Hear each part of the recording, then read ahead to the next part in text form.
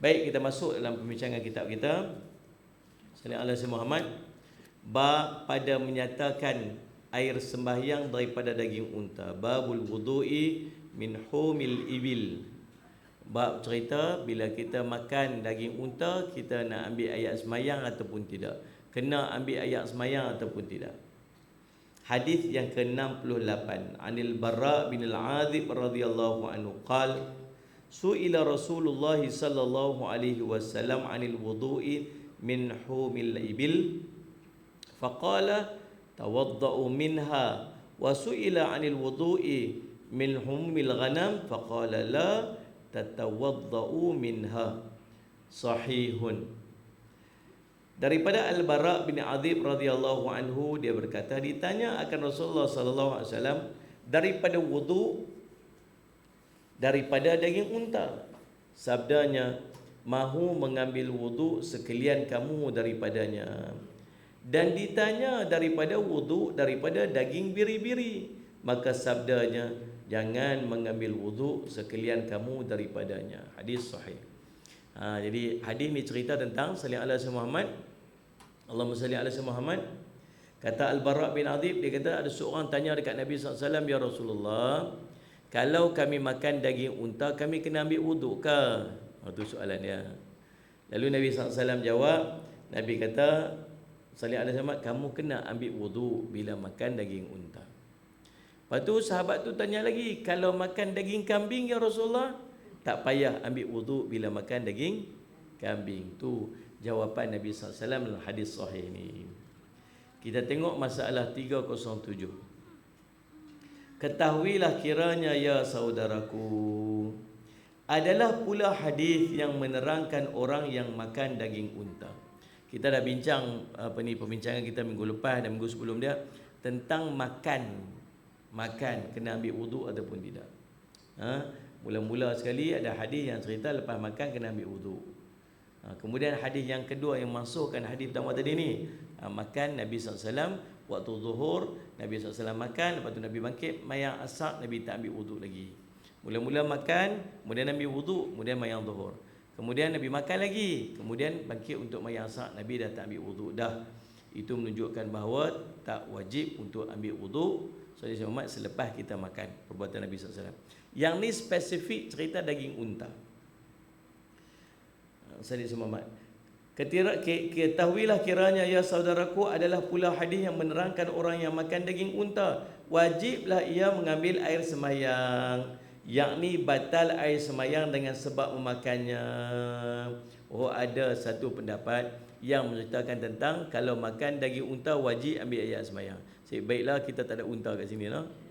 Jenuh duk makan tiap-tiap hari unta, lepas tu jenuh ambil wuduk tiap-tiap hari. Tiap-tiap kali makan, tiap kali ambil wuduk kan. Tu nak tengok lagi perbincangan ulama tentang hukum dia.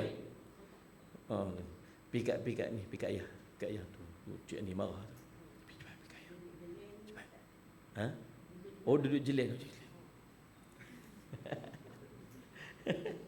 Jangan duduk jelek, tok marah. Ya. Oh, duduk jilat tu. Oh ya Allah, okey. Dia bukan jelek, jilat. Baik. Aduh, subhanallah semat. Okey. Allahumma salli Muhammad. Nama tadi, maka wajiblah yang air sembahyang, yakni batal air sembahyang dengan sebab memakannya. Maka inilah satu hadis dikeluarkan oleh Tirmizi. Demikian bunyinya Al-Bara' bin Azib qala su'ila Rasulullah sallallahu alaihi wasallam 'anil wudu'i minal humil ibil. Diriwayatkan daripada Al-Bara' bin Azib, katanya ditanya orang akan Rasulullah SAW daripada wudu disebab makan daging unta, adakah batal air sembahyang sebab makannya, dan wajib mengambil air sembahyang apabila hendak sembahyang? Faqala tawaddu minha, maka sabda Nabi SAW, hendaklah mengambil wudu sekalian kamu dari sebab memakannya. Sallallahu alaihi Muhammad. Dan orang tu sambung tanya lagi, wasu'ila 'anil wudu'i min humil ghanam faqala la tatawaddau minha. Dan ditanya seorang akan Nabi SAW daripada wudu dari sebab makan daging biri-biri, maka sabdanya, jangan mengambil air sembahyang sekalian kamu daripada sebab makannya, yakni tiada batal wudu dengan sebab makan daging biri-biri. Kata Abu Isa dan Pada bab ini ada riwayat daripada Jabir bin Samurah dan Usaid bin Khudair. Kata Ibnu Arabi, dan hadis daging unta itu sahih, lagi zahir, lagi mahsyur. Baik, tengok hukum dia. Hukumnya tu hadis dia. Itu dalil tentang Allahumma salli ala Muhammad, ambil wuduk. Kalau makan daging unta kena ambil wuduk. Itu dalil dia. Jadi kita tengok perbincangan ulama tentang dia. Masalah 308. Wuduk makan daging unta dan hukum dia. Kata Nawawi, maka telah bersalah-salahan ulama pada memakan daging unta. Maksud dia, ulama khilaf tentang kewajipan untuk makan daging ambil wuduk selepas makan daging unta. Maka berjalan kebanyakan ulama kepadanya bahawasanya tiada batal wuduk. Okey. Nah, kebanyakan ulama, maksud banyak ulama kata tak batal wuduk. Antaranya mazhab kita Imam Syafi'i. Mazhab kita Syafi'i tak batal wuduk. Faham ni? Lepas tu hadis dia ustaz. Ulama dah bahas, ulama dah bincang dah. So kita pegang pendapat ulama tu dah selesai masalah kita ni. Kita tak payah lagi dah nak pi proses, nak bawa keluar hukum, nak pi cari Salih Muhammad apa perbincangan dia lagu mana. Kita ni dah siap mi dah, makan je lah. Tak payah lagi duk pergi beli mi, tak payah duk pergi beli sayur, potong sos, kicap apa semua tu masuk. Tak payah dah, siap ambil makan saja. Dan kita tak disoal dah kalau kita ikut satu-satu pandangan yang sahih. Selesai. Faham tak ni? Baik. Setengah daripada mereka itu yang berjalan kepadanya Al-Khulafa Ar-Rashidin, Abu Bakar, Umar, Osman, Ali, Abdullah Mas'ud, Abi Ka'ab, Ibnu Abbas, Abu Darda, Abu Talha, Amir bin Rabi'ah, Abu Umamah, jumhur at-tabi'in, Malik, Hanafi, Abu Hanifah, Syafi'i dan ashab mereka itu. Cukup dah jadi hujah kat kita dah. Cukup dah. Jangan ni. Sebab tu tuan-tuan, kita nak baca hadis, nak bawa keluar hukum daripada hadis, kita tak mampu nak bawa keluar sendiri sebab kita bukan ahlul hadis. Kita tak hafal hadis, kita tak belajar tentang masalah hadis, kita tak belajar bahasa Arab betul-betul, kita tak belajar asbabul wurud, sebab hadis tu keluar, sebab perbincangan hadis tu. Banyak benda yang kita tak bincang, sebab tu kita tak mampu nak keluarkan hukum. Jangan sekadar membaca zahir hadis kemudian buat keluar hukum daripada zahir hadis. Kalaulah kita usaha nak keluar hukum daripada hadis ni, maksud dia apa? Oh, tak boleh ni. Kalau setiap kali makan daging unta kena ambil wuduk. Setiap kali makan daging unta kena ambil wuduk. Betul kan? Sebab hadis sebut macam tu. Lepas tu kalau orang tanya kita, makan daging unta ambil wuduk tak? Ini cara kita orang awam memang ni. Kita orang awam dia panggil. Pangkat kita ni orang awam lah, bukan ulama. Pangkat kita lah sekali dengan saya lah.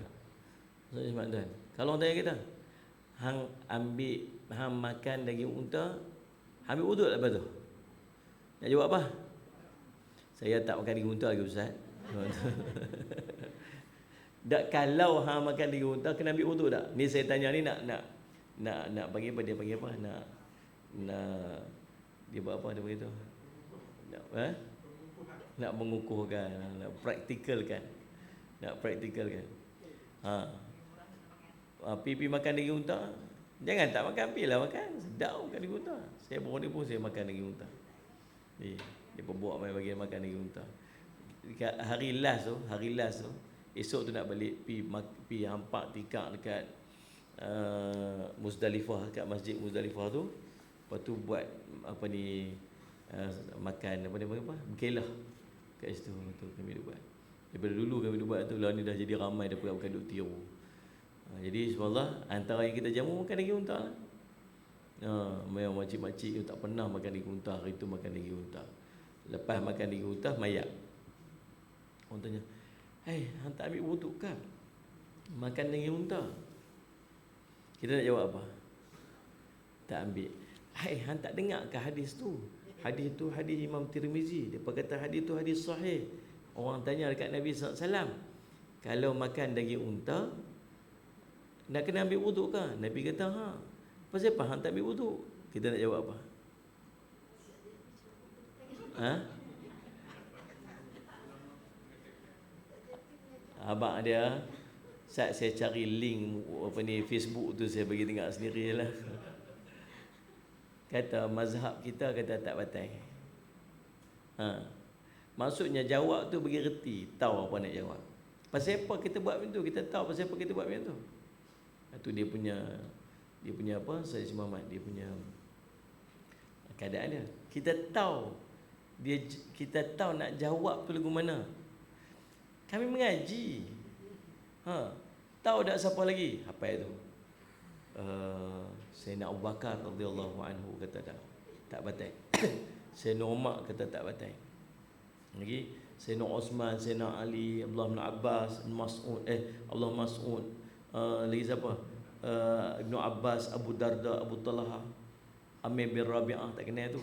Abu Umamah, mazhab saya sebut Maliki, mazhab Hanafi, mazhab Syafi'i.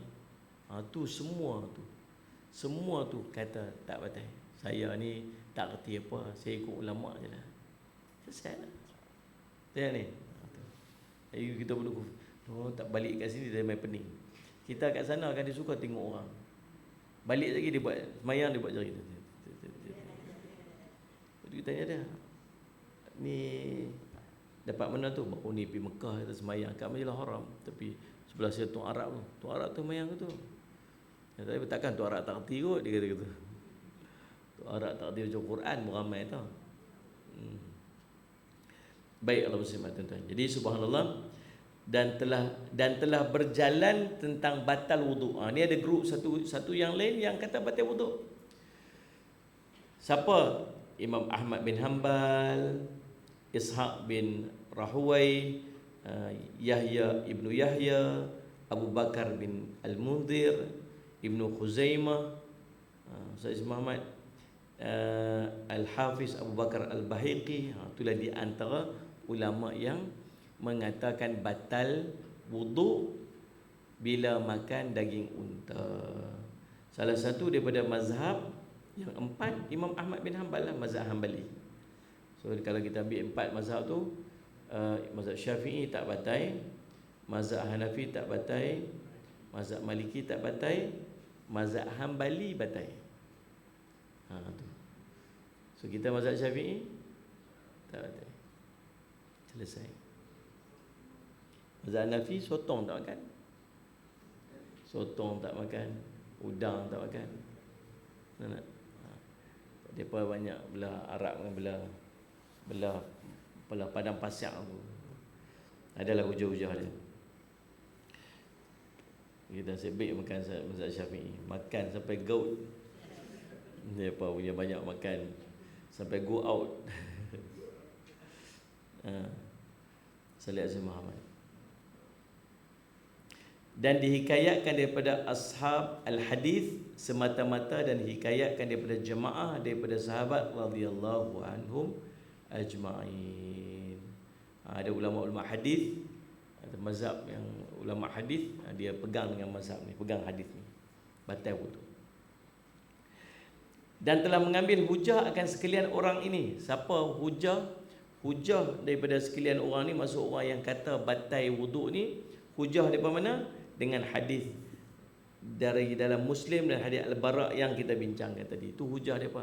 Dia kalau tanya kat depa pasal apa, hangpa kata batal, dalil dia yang tu. Depa berpegang direct dengan dalil ni. Kata Ibnu Hanbal, ni mazhab Hanbali. Imam Ahmad bin Hanbal. Ibnu Hanbal maksud anak kepada Hanbal. Siapa? Imam Ahmad rahimahullah ta'ala. Dan Ishaq bin Rahuwai telah sah daripada Nabi sallallahu alaihi wasallam pada ini dua hadis, iaitu hadis Jabir dan hadis Al-Bara bin Adib. Dan mazhab yang mengatakan batal air semayang daripada sebab makan daging itu lebih kuat dalil dia kata. Ni pasal apa yang kata batal? Pasal ni dah hadis, dan hadis itu lebih kuat dalil dia kata. Dan jika adalah jumhur atas menyalahinya sekalipun, kalau semua jumhur kata tak batal pun, tapi tetap hadis ni kuat dia kata gitu. dan sungguhnya telah menjawab oleh jumhur daripada ini hadis dengan hadis Jabir adalah akhir dua pekerjaan daripada Nabi sallallahu alaihi wasallam, meninggalkan wuduk daripada sebab makan daging yang disentuh api. Yang mazhab kita kata tak batal itu pasal apa? Perbuatan Nabi SAW dalam hadis Jabir sebelum ni. Yang Nabi SAW semayang asar, Nabi SAW lepas makan, tapi Nabi tak ambil wuduk semula. Itu di antara pegangan kita yang Salih Muhammad yang kata tak batal, berdalilkan kepada yang tu. Baik. Tetapi hadis meninggalkan wuduk daripada sebab makan disentuh api itu am katanya. Ni masing-masing berhujah lah ni. Kata satu kumpulan yang kata batal itu, dia kata hadis tentang makan daging kambing tadi ni, hadis yang kata Nabi makan kemudian Nabi tak ambil wuduk, hadis itu am. Maksudnya hadis itu dia general. Tetapi hadis yang suruh mengambil air sembahyang atas sebab makan daging unta itu khas, itu spesifik, dan bermula yang khas itu didahulukan di atas am. Maksudnya yang khas itu lebih kuat daripada yang am. Yang spesifik itu lebih kuat daripada yang general, khusus. Yang khusus itu lebih kuat daripada yang umum. Itulah perbincangan daripada alim ulama. Kesimpulan daripada perbincangan kita, tajuk tu kita mazhab Syafi'i, kita meraihkan pegangan mazhab Syafi'i, tak batal wuduk bila kita makan daging unta. Ada satu kisah juga yang terkait. Bila lepas makan, sallallahu alaihi Muhammad makan, tiba-tiba duduk dalam majlis dengan Nabi SAW, tiba-tiba ada seorang dia kentut. Tak nak makan daging unta, tiba-tiba ada seorang dia kentut. Lepas tu membau lah, berbau. Lepas tu masing-masing pun, siapalah kentut ni. Semua buat muka innocent ya, muka relax. Tak ada pun siapa ada muka kuruk-kuruk macam dia lah kan. Lagi orang siapa nak tegur lagi, orang kata ayam mana berketok, ayam tu bertelur. Hujah tu semua menyebabkan orang semua tak mau bercakap tau. Dia tu bidalah orang tua-tua dulu kan. Kalau ada orang kentut, tiba-tiba orang tengok, siapa kentut ni? Ayam mana yang berketok, ayam tu bertelur. Ayam mana yang bunyi awal tu, dia tu dia kentut sebenarnya. Jadi akhirnya menyebabkan siapa pun tak mau kata apa-apa. Nak ni. Itu kadang-kadang tak bagus juga sebut begitu. Sebab apa? Jadi nanti tak ada orang tegur bila ada orang buat benda yang tak kena. Lagi kalau aku tegur lagi, orang kata aku pula buat. Orang tak payah tegur. Betul tak ni? Maka subhanallah, tuan-tuan, jadi semua pun orang diam saja. Lepas tu Nabi SAW kita nak semayang. Lepas tu Nabi SAW nak suruh orang yang kentut tadi untuk ambil yang semayang. So Nabi taklah, kalau Nabi kata apa? Tadi siapa yang kentut tadi ni pergi ambil semayang. Tengok korang tu bangkit selama kata, kawan ni rupanya adalah kentut bau macam WD-40 punya durian. Contohlah. Kita patutlah pekat-pekat duk maki dia, dia keluar. Macam mana Nabi nak jaga ayak muka dia tu? Nabi kata apa? Siapa yang makan daging unta tadi ni, semua pekat bangkit pergi ambil wuduk. So habis endaknya semua orang bangkit pergi wuduk, dan tak ada terzahir pun siapa yang itu. Cara Nabi SAW nak jaga keaiban seorang. Baik Allah SWT, itulah perbincangan kita. Dan kita berpegang dengan mazhab pendapat Imam Syafi'i bahawa makan daging unta tak batal wudu. Bab ke-61, babul wudu'i min masjid zakar. Bab pada menyatakan mengambil wudu dari sebab menyentuh zakar. Ini perbincangan kita akan datang insya-Allah. Menyentuh zakar juga menyentuh faraj. Nanti kita akan bincang tajuk dia, bukan takat menyentuh zakar laki-laki saja, tetapi juga menyentuh faraj. Insya-Allah mudah-mudahan jadi manfaat bincang kita pada hari ini. Tuan-tuan yang dirahmati sekalian, Salih Muhammad pada hari ini bertembung segala kebaikan saya sebut tadi ni. Berkatnya Ramadan, berkatnya Jumaat, berkatnya Allahumma salli ala Muhammad pagi dan keberkatan duduk dalam majlis ilmu. Saya pada pagi ini, pagi Jumaat yang penuh barakah ini, ingin melancarkan kutipan Allahumma salli ala Muhammad, dana Allahumma salli ala Muhammad,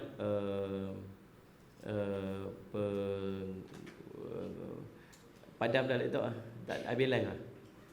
Habis live. Ada lagi. Dana